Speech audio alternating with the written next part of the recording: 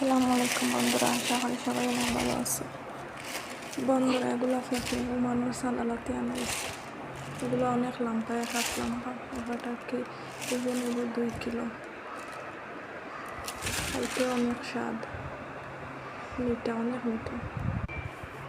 তাই আমি একটা খাটিয়া জুস বানাইয়া নিলাম।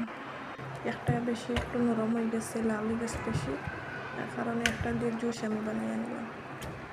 আর একটা এমনি খাটিয়া খাওয়ার লাগে রাখলাম। প্রথমে আমি পরিমাণ মতো পানি, তারপর একটু কেওড়া রোল দিলাম, দিয়ে জুস বানাইছি 2 বোতল। তারপরে নিজে লাগে 1 গ্লাস ডাললাম। জুসটা একটু গরম থাকার কারণে ভিতরে একটু বরফ দিলাম যাতে খাইতে স্বাদ লাগে। এদিকে আর একটা পেঁপে আমি কাটিয়া টিফিনের মাঝে বরিয়া ফ্রিজে রাখছি যাতে ঠান্ডা হয়, তারপরে খাওয়া যায়। এদিকে আর একটা পার্সেল করতেছি জুস বাইরে পাঠানোর লেগে।